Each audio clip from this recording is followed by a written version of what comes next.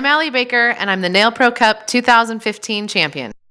And this is Stephanie Lavery for Behind the Nail Pros. Allie, it was so exciting to have you here. You are this year's Nailpro Cup winner. Congratulations. Thank you. It was very exciting.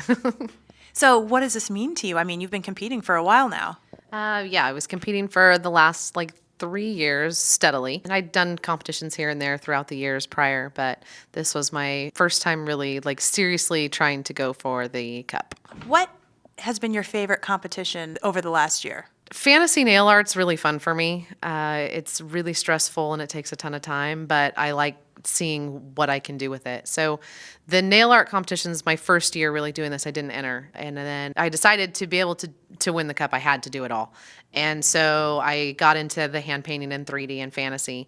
And fantasy is really a lot of fun for me. I've been able to kind of bring my kids in as models and they've been able to come with me. And that also sparked an interest in my son to do nails. But just seeing my progress through the nail art categories from when I first started a few years ago to what I've done this last year has been a big improvement. Well, for this cover, we decided to tap into your creative spirit and use that 3D for this sort of Gothic-inspired set of nails. Mm-hmm. So tell us a little bit about how you began. I had given you some inspiration images, and you came up with this design. Yes, I got the email with the images that you sent for inspiration, and I kind of went with that and looked at them, and they're really cool. They're kind of more my style. I like a lot of darker colors, so it was kind of fun for me to use the dark purples and reds and really deep tones. So to go with the flowers, which I saw in a lot of the images you sent, and different styles of lace, and I kind of tried to play with that and see what I liked better. You began by sculpting out the nail bed, and then you attached the lace. How did you do this? Well, I used a cover pink to extend her nail bed because the nails were going to be very long.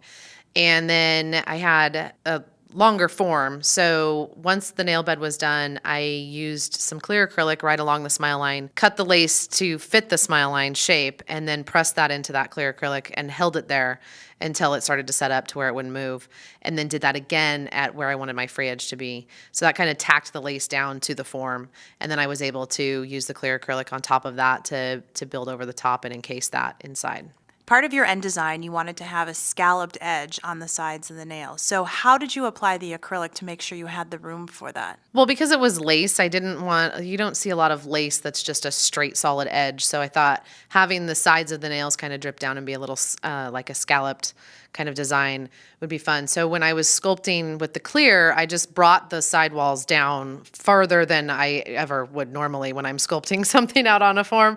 And then when I was done, I went in with my electric file and filed the shape into them. Electric file techniques are a huge help and can do so much for your nail design. What do you recommend for people who haven't learned electric filing? Practice on yourself, actually. Then you kind of know what the pressure feels like and how fast you can go, what you can do with it before it starts to hurt. Because if you really don't know what you're doing, you could really damage somebody else. After you sculpted the nails and filed the shape and the side scallops, what did you do next? Then I sealed them with a gel sealer to make them shiny. And then I started with a black gel, a hard gel actually, and did my design around on top of the lace pattern. So I outlined the edges with gel and a striping brush, cured that, and then went in and did design on top of the nail and extended it up onto the nail bed a little bit. When you're working with a hard gel and sort of a detailing brush to create those fine details, what kind of tips can you give for people who want to try that technique? Well, because gel continues to move typically, do small amounts at a time and then cure for a few seconds in between so that it doesn't run or the colors don't bleed into each other or your lines don't get messed up. You take your time if you need to and flash cure in between. The nails alone with the lace were so cool, but I think that the best part was adding the roses and the leaves that you created. That 3D element really took the nails to the next level. Talk to us a little bit about how to create those 3D flowers. You make it look so simple, but I know for people who are not that familiar with this, it seems really difficult. Well, I guess it kind of looks simple because probably in the past 2 months, I've probably made 150 roses between different nail art things that I've done. It's lots of practice, but main point is to just learn how to control your product and what your consistency is, because you want to start molding it and shaping it into what you want while it's still kind of rubbery. If it's too wet, it's gone, and if it's too dry, you can't move it. I noticed, though, when you were building out the flowers, you were using your hand, the back of your hand, as sort of the base for that. Now, I've also seen plenty of other people do it on another form or on a piece of tin foil. Why do you use your hand? Well, I found if I put the form on the back of my hand and I work on that form, I get the heat from my hand underneath it, so it helps to help the product set a little bit differently. Acrylic is heat sensitive, so if it's really warm, the product's going to set up faster. So when you're building something like that, you don't want the product runny because you're going to be chasing it. So by putting the form on my hand, it keeps it warm enough to where it sets up a little faster, makes it a little easier to work with. And then as I'm building the rose, I stick it to the back of my hand because I find if I try to set it up on a form or something that's slick, as I'm really pressing the sides to press the extra petals on, it'll pop off and slide off. But if I stick it to my hand, it sticks to my skin really well and it doesn't move, and it'll stick there until I'm completely done with the flower and I'm not having to try to re-stick it somewhere to hold it while I'm trying to do it.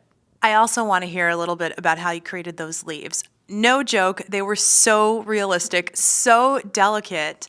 It looks like you used multiple colors to really create that depth. How did you do that? Well, I did. I actually used two colors. I used a green and a brown. And so I dipped just a tiny little bit of brown and then in the green to do it. I dried out the ball a little bit so that it's not really runny when I lay it out.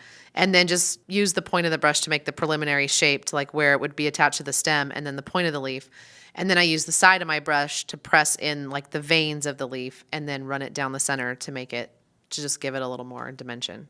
So what's next for you now that you have a Nailpro Cup cover and you're the Nailpro Cup champion? Well, I'm also an educator, so I do that a lot. I'm working with, we have some new girls on my team this year, some new members. One of them is my son, so I'm kind of helping train our team and competing again. We'll see how it goes, but I'm thinking I might try for a number 2. We'll see.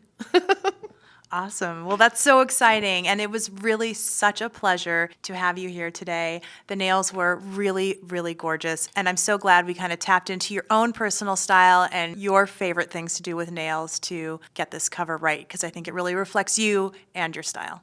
Thank you. I had a great time doing it, and I was really looking forward to coming. So it was a great day. I'm really happy with how they turned out. Can't wait to see them on the cover.